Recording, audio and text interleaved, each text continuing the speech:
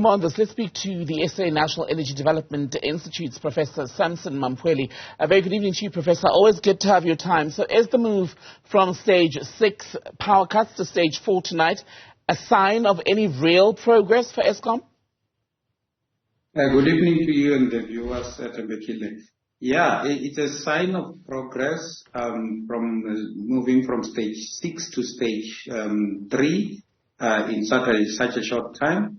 However, one needs to warn again that the way this power system is operating, we cannot celebrate forever. We may as well move back to stage 6 at any point in time.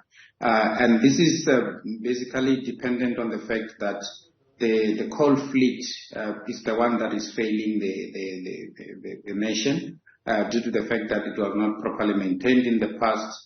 I've been tracking the load shedding the number of days. We have had 272 days of load shedding for the current financial year in 2023. That is way above when we look at the fact that around 2020 we had about 35 days of load shedding. So something needs to happen, and then I agree with the minister on some of the power stations. And if you look at the power stations that are giving problems, those are the part of the 6 power stations that were listed by Eskom as being problematic. So something needs to happen for us. We need reliability maintenance. And for us to do that, we need money. Eskom has done the root cause analysis. They know what is wrong at what power station. We need to do kind of a renewal that is similar to what was done with the nuclear power station in Cape Town. Until we get to that level where we do that, we will have load shedding as long as we are alive. So when you look at where we are currently, I mean, the minister appears optimistic that things will get better during the course of this week, but just on what's unavailable from the grid, from unplanned outages, over 15,000 megawatts, and they're only expecting about 2,500 megawatts to come back by Tuesday. Is that sustainable? Yeah, how much can they keep that going? How long? So that has been the biggest problem, because if you look at what the integrated resource plan says, it says that the energy availability factor of the coal fleet should be sitting at about 70%. And as things stand, it's hovering below 60%, which is the main cause is what you've just alluded to. The unplanned breakdowns are still quite high.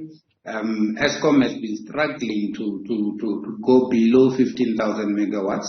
I'm happy that the minister has indicated that now we are going to go below 15,000 megawatts with the 2,500 megawatts or so coming back to life. The question is whether we will be able to sustain that for quite a long time. We also have what we call the planned maintenance, which is sitting at about 5,000 megawatts the last time I checked.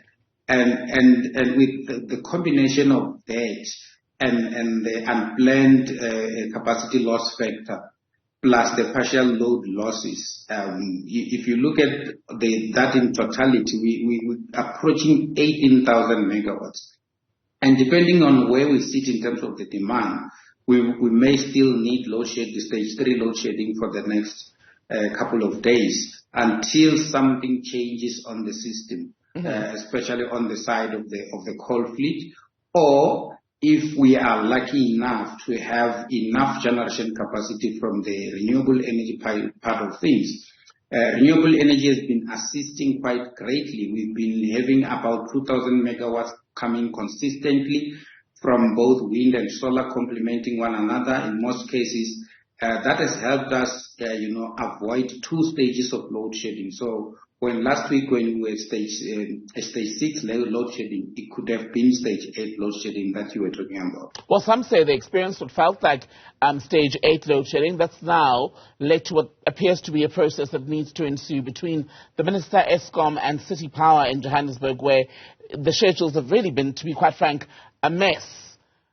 The issue of entities in cities like Johannesburg, for example, with City Power being in charge of their own schedules, is that working, or is it now in fact adding to the problem?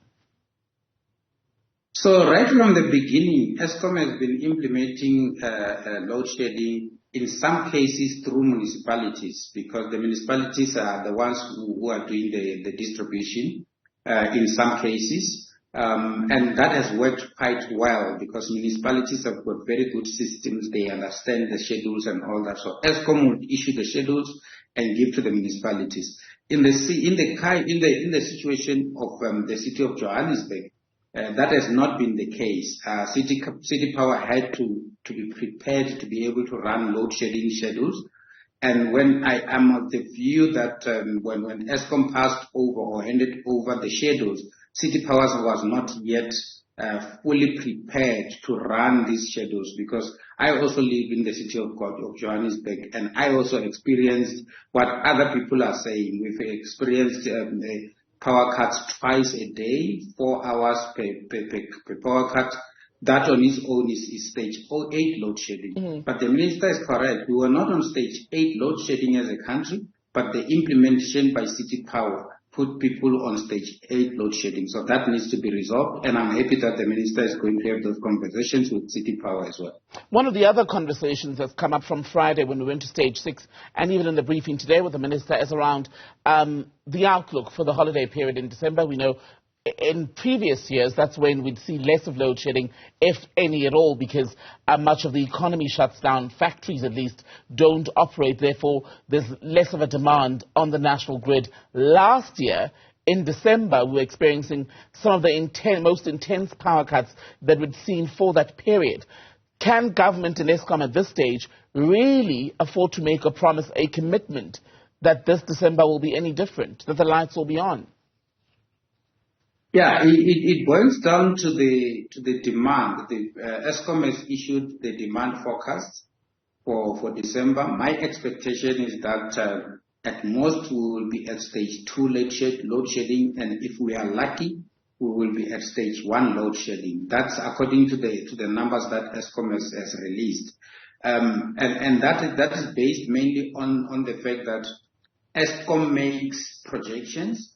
They look at the demand projections, they look at what will be available, and then they look at what will be the planned capacity loss factor. Basically, what are the megawatts that they plan to take down for maintenance. And based on all that they then make the projections. What we have seen with the South African power system is that that kind of exercise helps to a certain extent, because in most cases, you have breakdowns that take place without Eskom necessarily having projected that such breakdowns will take place. And then it takes us to higher stages of load shedding. But how reliable, Professor Mamphweli, are those forecasts? Because whenever there is an escalation, we're told, oops, it sort of caught us off guard, and as a last-minute measure to protect the grid, we've had to escalate the intensity of the power cut. So how reliable are those projections? So the projections are highly reliable. I must say that Eskom is one of the power utility companies in the continent that has got advanced systems.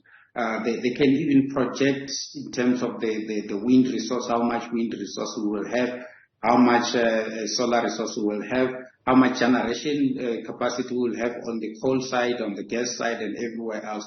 At a very, very accurate kind of projections. What they cannot project reliably is how many units will break down at coal-fired power stations. That is the biggest problem that we have, because most of these coal fleets were not properly maintained, especially the old ones. The average life of the current coal fleet is about 40 years, excluding Medupi and Kusile, which are the new builds. That also had their own challenges in terms of the design flaws. And the age of the power plant is not necessarily the problem if it's properly maintained.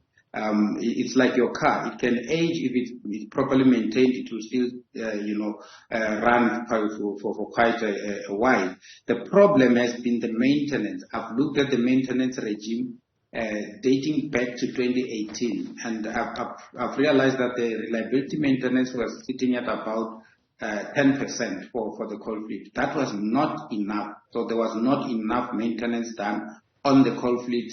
What needs to happen now is renewal. So some of these units need to be closed down, shut down for a long time, and then properly renewed, and so that when they are brought back to service, they can give us reliability and longevity, and then we can then put them on regular maintenance. What is happening now is Eskom takes down some of these units, having detected a failure of a particular component. When the unit is down for maintenance, they then detect other problems, which is why they end up returning some of the units still to service late, which also contributes to load shedding. In some cases, they find that the entire unit basically there are some parts that are obsolete that needs to be ordered, and it takes them time to get those parts, which is why some of us at some point called for the national state of disaster to deal with this kind of situations, and also for government to make money available. Government needs to make about 200 billion rand available to Minister Ramokgopa. That's the only time where we can start to talk about the end of load shedding. If he gets that money and then he goes and works with Eskom, fix those 6 power stations properly, then we can start to talk about the end of load shedding. As things stand, before we get to that level, we can't really, unfortunately, talk about the end of load shedding. Professor Sampson Mamphweli, good to have your thoughts as always. Thank you.